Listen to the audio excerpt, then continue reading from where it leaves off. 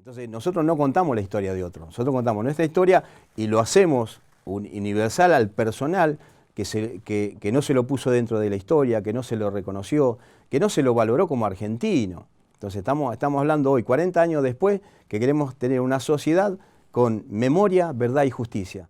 Entonces, ¿Nombre? Ángel Spinelli, ¿Edad? 59 años, ¿Rango? ex soldado conscripto, ¿Rol de combate? chofer, ¿Profesión actual? desocupado, ¿Qué edad tenías cuando fuiste al ejército? 18 años. ¿Fuiste convocado? ¿Fuiste En voluntario? principio era hacer el servicio militar obligatorio.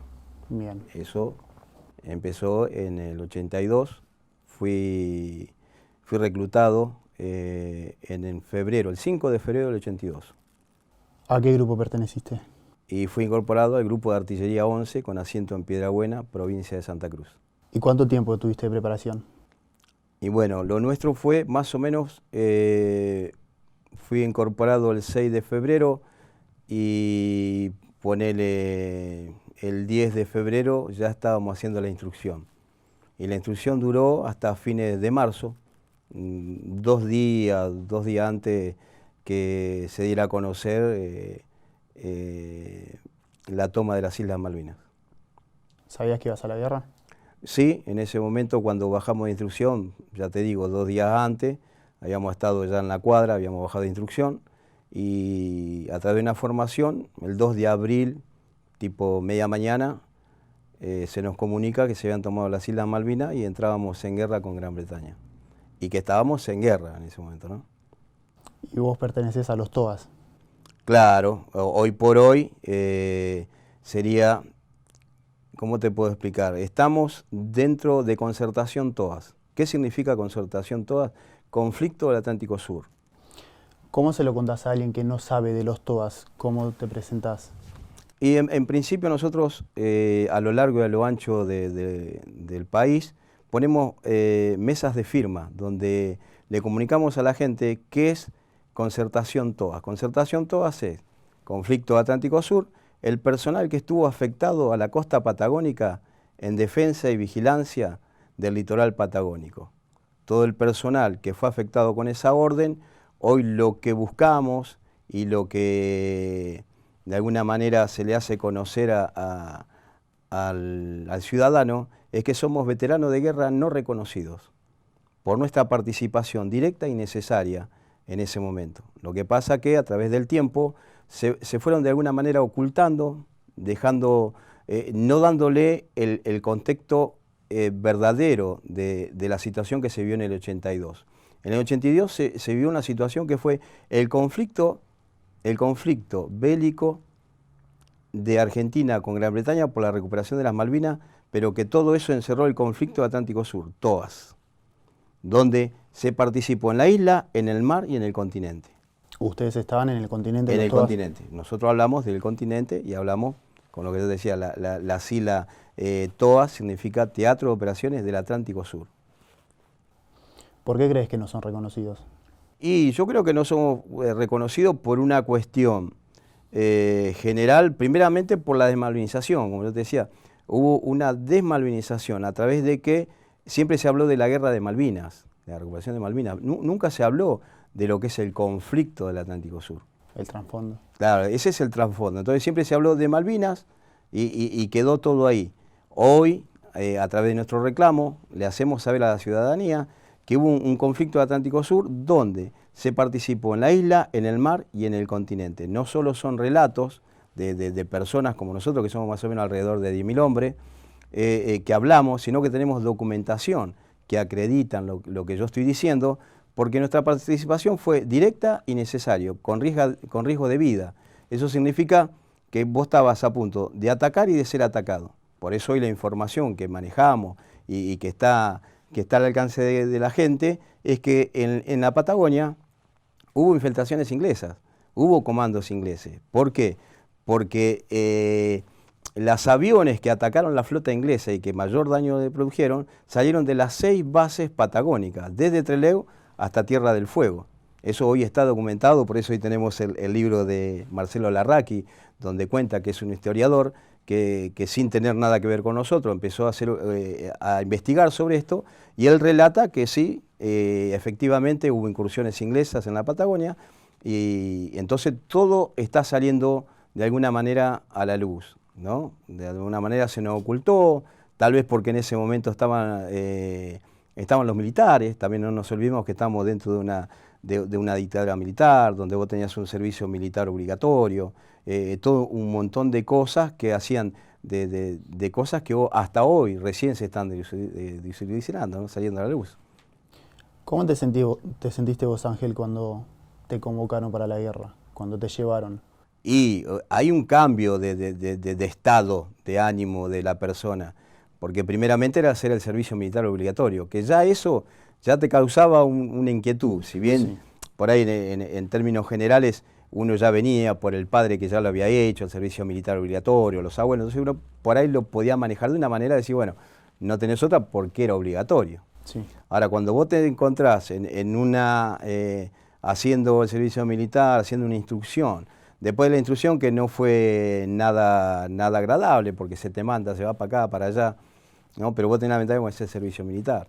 Después de que vos bajás de esa instrucción, 2 días después te comunica que entras en una guerra. Entonces a vos te hace tic, tic, tic, familia, ¿dónde estoy? Uno se tiene que poner en el contexto de ese tiempo, donde no existía la comunicación que hoy hiciste. Vos mandabas una carta y por ahí llegaba 10 días, si llegaba, si la podías mandar. Acá mismo en Buenos Aires, poner donde tenía yo mi familia, no tenían teléfono. Entonces vos fíjate que te agarra en un estado medio de 18 años también.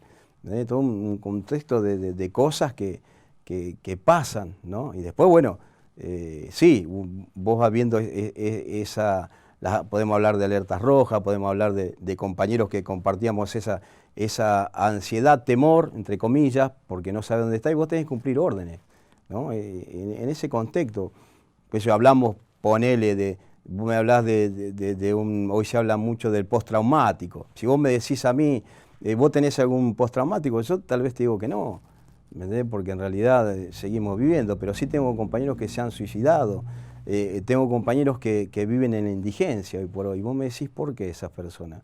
Tal vez tuvo algo que ver eso. Nosotros no nos respaldamos ya en eso del postraumático, porque cuando vos sos parte de algo, no podés ser claro, no podés ser neutral y sacar algo concluyente de lo que estás viviendo.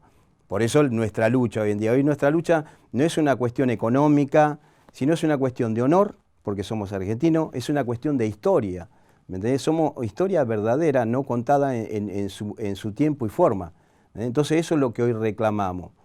Por eso tenemos a veces adhesiones y tenemos personas que para eso hacemos esto que vos me estás haciendo, que es tan agradable para nosotros, de visibilizar esto, para que la gente pueda entenderlo, pueda seguir preguntando, porque seguimos teniendo mesas en las calles de firme que le explicamos esto, ¿no? En ese orden de ideas más o menos.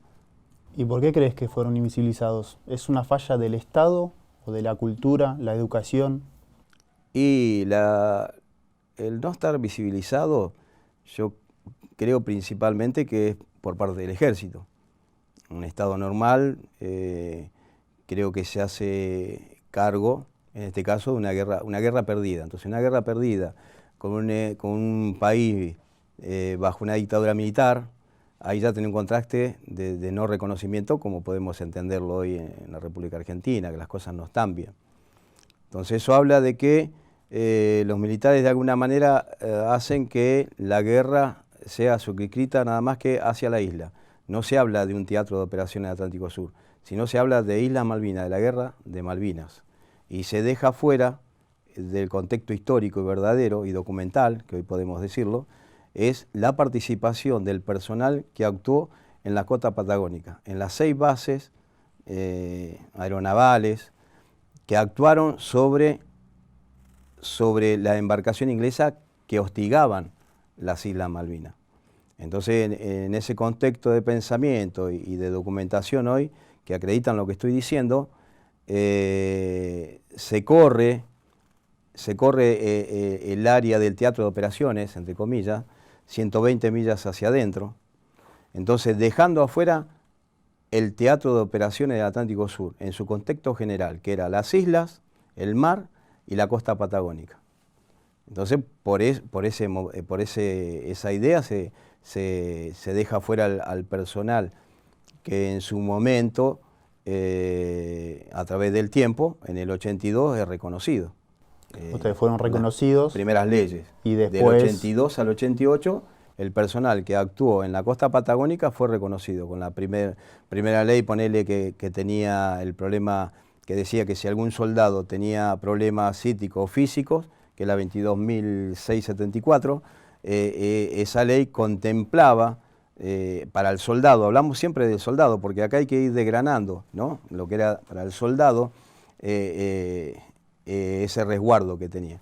Después, a través de esa ley también se le otorga al soldado del 82 al 88 la ley 23.109 y la 23.118, que constaba de medalla y diploma, constaba de vivienda, educación, salud, pero en el 88 se disuelve eso a través del gobierno de Alfonsín en su momento, donde hay un levantamiento de cara pintadas, ¿no?, y donde se hace, entendemos que se hace un pacto político-militar, donde el beneficio del 82 al 88 era para el soldado. Después, del 88 para adelante, se incluyen oficiales y suboficiales.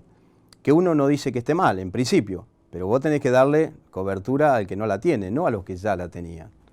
Entonces, en esa línea es lo que uno va entendiendo, que se va divisibilizando, se va desmalvinizando todo lo que es el conflicto del Atlántico Sur, más o menos en ese orden.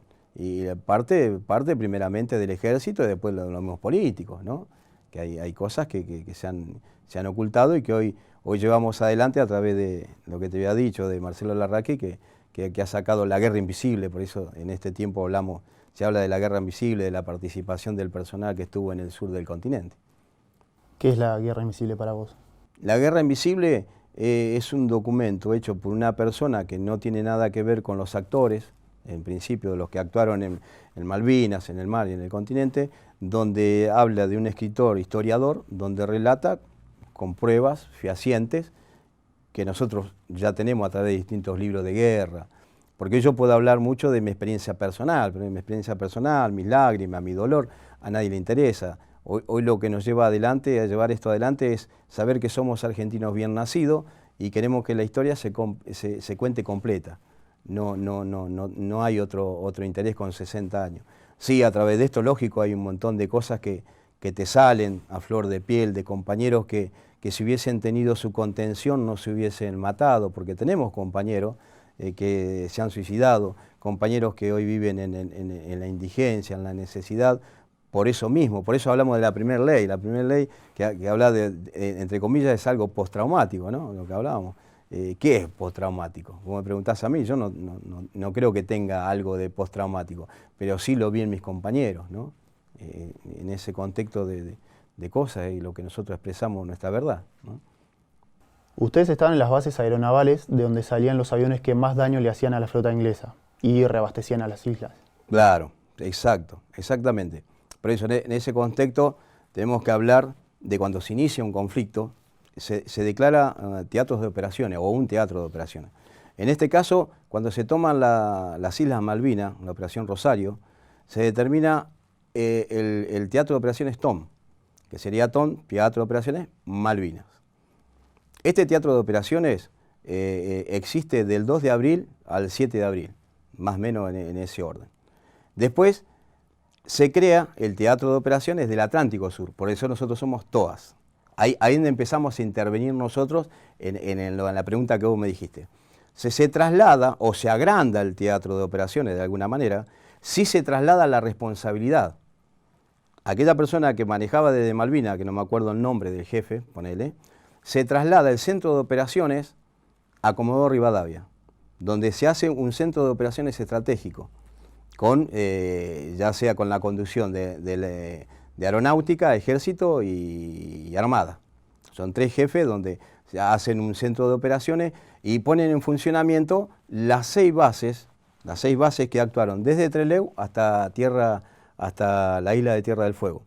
Esas 6 bases actuaban como portaaviones, donde salían los aviones, donde le causaron más daño a la flota inglesa, donde se abastecía a las Islas Malvinas.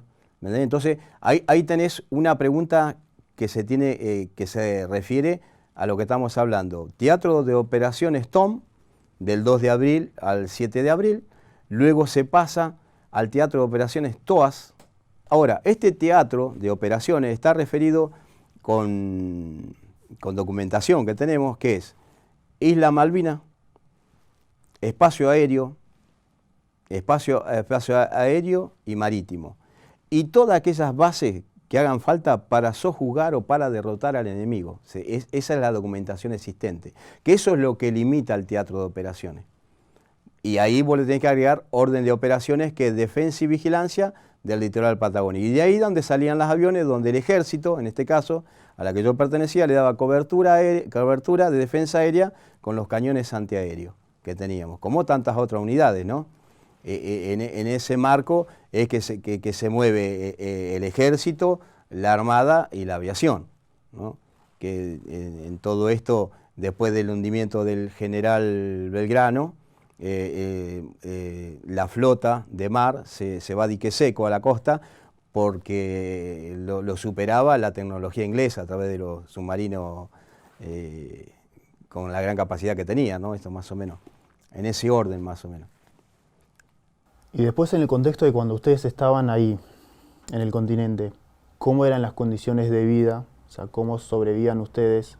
¿Dónde dormían? Y bueno, yo te puedo hablar de mi experiencia y de ver de compañeros. Nosotros fuimos sacados de la unidad, no es que estábamos en la unidad. Nosotros fuimos, en el caso de la unidad, fue trasladada parte a San Julián, otra parte a una estancia a Hueraique, que fue en la que yo actué, y otra parte a Río Gallego. Ese es más o menos el movimiento de mi unidad, del Grupo Artillería 11. Ahora, ninguno de mis compañeros y nosotros dormíamos en lugares cómodos. Como si vos me preguntás a mí, yo dormí en un gallinero, porque el primer movimiento cuando caí en la estancia Hueraique no había, y había una casita donde estaban los capitanes, mayor, la superintendencia.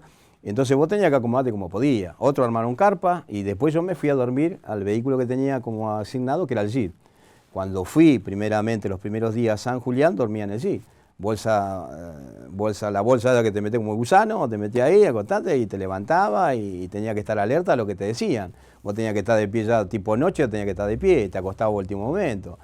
Como ser, en mi caso yo no comía siempre, comía cuando, ¿me entendés? Porque esto en el contexto uno tiene que entender, vos eras soldado, vos eras el último orejón, vos lléveme, venga, quédese acá, entonces vos, y los compañeros que estaban apostados al costado del mar, tenían que esperar que venga el camión, que no venía siempre horario, con la comida, con el mate cocido, con lo que fuese, ¿me entendés? Todo en ese contexto, ¿no? De las vivencias, que yo, vos me decís, frío, hambre, ansiedad, miedo, viene el inglés, ¿me entendés? No sé, es eso lo que nosotros exponemos, no mentimos, no hablamos de grandes, elocuentes, maté, viví, tiré bombas, porque mentiríamos. Pero sí también te digo, que no es mi caso, pero tengo compañeros que sí, que repelieron ataques, que se dispararon, que se enfrentaron con el enemigo, ¿me entendés? En ese contexto de idea, lo nuestro. Aclaramos igual que no hayas tenido contacto con los ingleses no les quita mérito para nada a las operaciones que ustedes hicieron. Claro. O sea, es la cara de la moneda de la que no se habla únicamente de las islas y no se habla de eso. Que por más que no hayan estado en contacto con los ingleses, ustedes fueron claves para... Sí, es lo que nosotros expresamos, pero mal haría yo de hablar de una situación, porque para mí sería cómodo ponerme acá y decir, sí, yo estuve en Cabo Curioso, estuve en el lugar que desembarcaron los gomones y nos agarramos a tiro, porque hubo compañeros míos que sí lo hicieron, no es mi caso. Sí. Entonces nosotros no contamos la historia de otro, nosotros contamos nuestra historia y lo hacemos universal al personal que no se lo puso dentro de la historia, que no se lo reconoció, que no se lo valoró como argentino. Entonces estamos hablando hoy, 40 años después, que queremos tener una sociedad con memoria, verdad y justicia.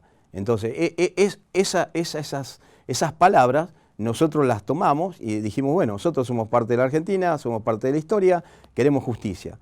Ahora, el análisis mío sería, sí, yo quiero ser reconocido como veterano de guerra. Yo estoy convencido que me corresponde. me corresponde, no es que yo quiero algo, bueno, entonces lo dejo a criterio de la sociedad, a criterio de diputados, que hagan un análisis sobre el proyecto que nosotros presentamos con todo lo que yo te estoy diciendo documentado. Y después personalizado por la vivencia de cada uno. Entonces, en función de eso es lo que nosotros hoy buscamos el reconocimiento como veterano de guerra. El proyecto de ley que presentaron hoy por hoy tiene más de 500.000 firmas, ¿puede ser? Claro, el proyecto de ley tiene más de 70, 80 diputados adherentes, firmantes, tanto en la Cámara de Diputados como senadores. Tenemos más de 500.000 firmas, a través de lo que yo te decía, que distintas mesas de firmas que hemos puesto a lo largo y lo ancho de la República Argentina, porque los 10.000 hombres que les correspondería ser reconocidos están a lo largo y ancho de la República Argentina. Sí, tenemos más de 500.000 firmas, tenemos el apoyo de, ya te digo, de 70 diputados, senadores, tenemos, por decir de alguna manera, la Ruta Toa. ¿Qué significa la Ruta Toa? Significa desde Trelew hacia abajo, todos los puntos estratégicos que uno hizo esa vigilancia, donde se actuó todo el personal, ¿no? Entonces, y esa Ruta Toda fue declarada en el Senado de la Nación no hace mucho como algo cultural, histórico. ¿Sentís que hay una evolución entonces en cuanto al reconocimiento de ustedes, que están avanzando? Estamos cada vez más cerca. Sí, la mesa de firma, cuando vos le explicás lo que estamos hablando a la gente te pregunta, pero en el contexto general de la gente dice, sí, a usted le corresponde. Es una lucha bien y un reconocimiento que sí le corresponde, no es que no corresponde. La ciudadanía, o vamos a colegios también, donde vos entendés, por eso creo que este tiempo nos ayudó mucho la documentación desclasificada en el 2015, fue desclasificada, gran documentación que pudimos acceder, donde son los libros de guerra. Entonces vos entendés todo lo que yo te estoy diciendo, ¿me entendés? La importancia que tuvimos nosotros en este conflicto. Quería hablarte de Carlos Belloso, el actor argentino que fue excombatiente y él fue parte de los TOAS. Sí. En una entrevista dijo que en la guerra te das cuenta de lo que es la patria. ¿Cómo lo sentís vos? ¿Cómo sentís esa frase? Sí, yo creo que sí, es compañero nuestro de la unidad, Grupo de Artillería 11. Sí, sentís que estás luchando por algo, que estás cumpliendo con algo. Por eso yo te hablaba de un montón de cosas que te pasan a los 18 años, donde vos entraste con la idea de hacer el servicio militar y luego te enterás que estás dentro de una guerra, de un conflicto, donde realmente recibís órdenes y te pones a pensar, ¿para qué? ¿Dónde termina esto? ¿A dónde vamos? Entonces sí, sentís esa nacionalidad argentina, todos la sentimos, y hoy, a 40 años, que mucho más por la historia.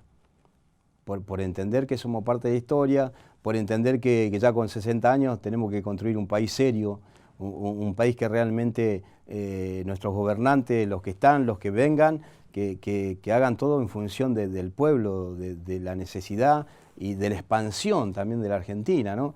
Nosotros tuvimos hace poco un viaje al sur y vemos que el sur no hay nadie.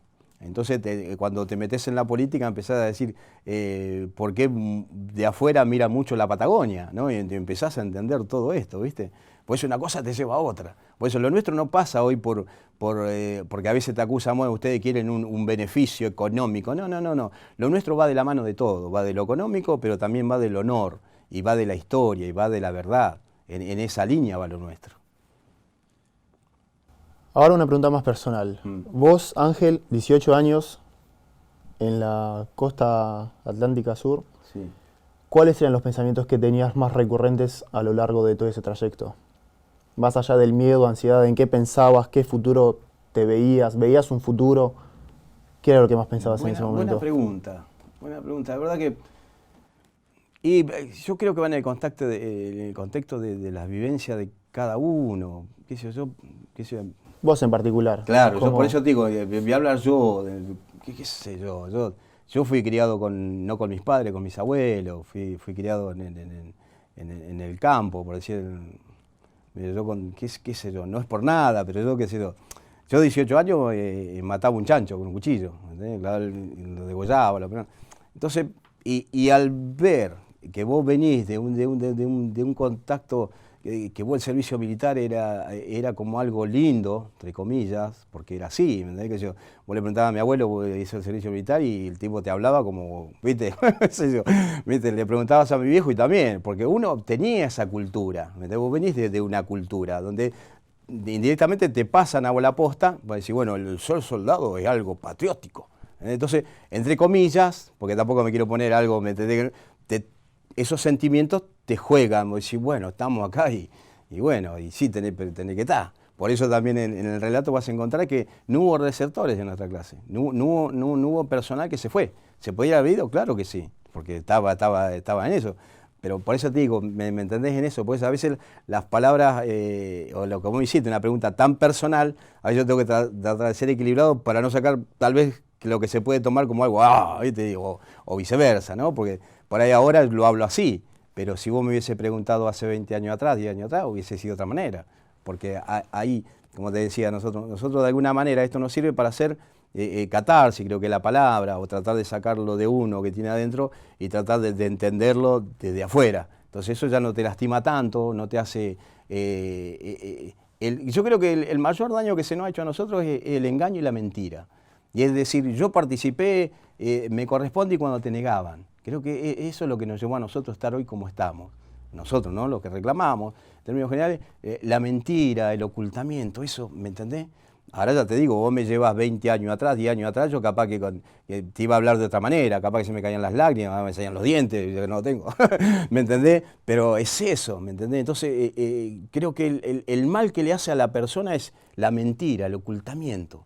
¿Me entendés? La falta de decir a través del tiempo y de los gobernantes que nos vinieron precediendo a través del tiempo, decirte yo quiero gobernar la Argentina, y nosotros, y yo, ¿no? Si lo llevo más adentro, y yo, amigo, esto no pasa nada acá, ¿me entendés? Y tenés eso es lo que me parece a mí, no sé. Sí.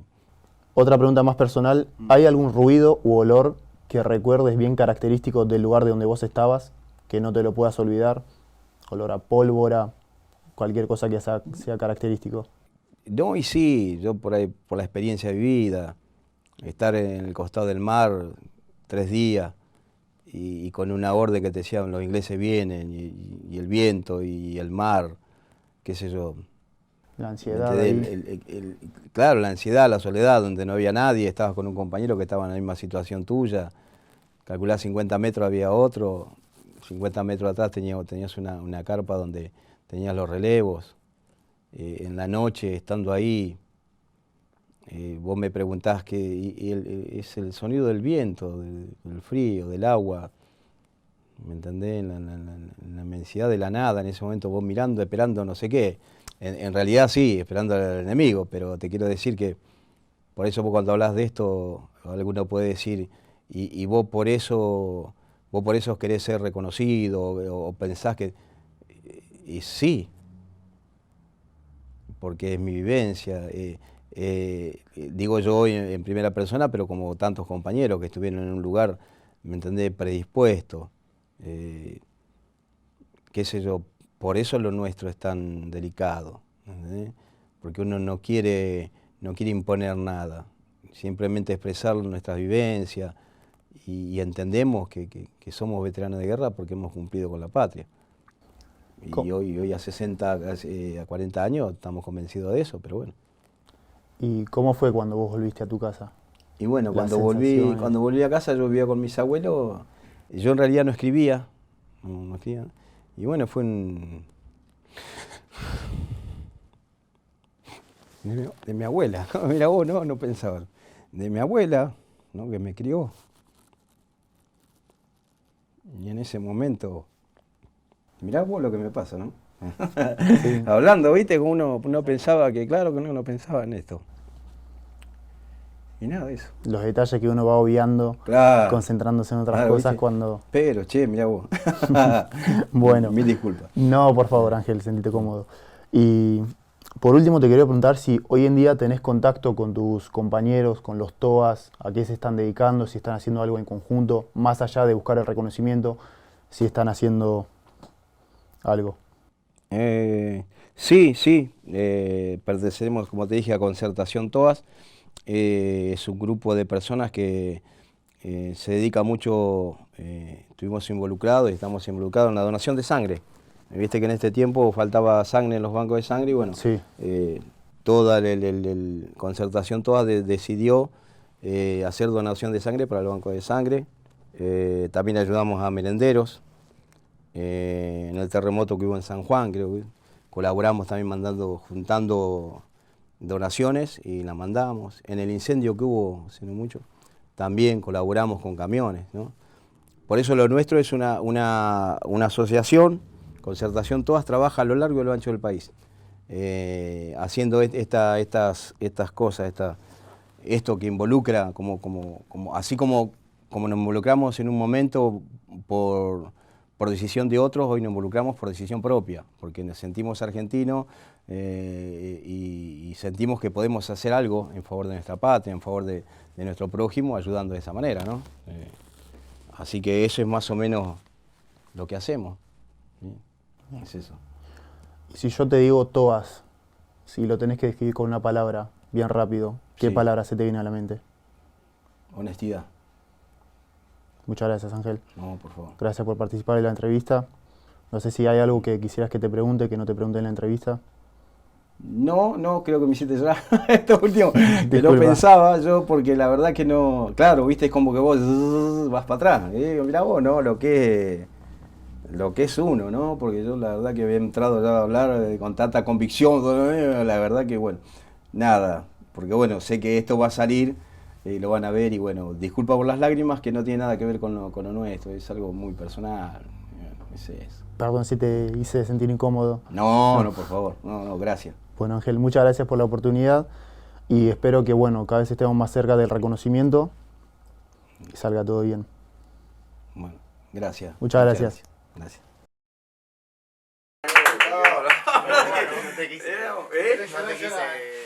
No, pero viste lo que es, porque se me vino eso, viste, como que bárbaro, y bueno, esas cosas, ¿no?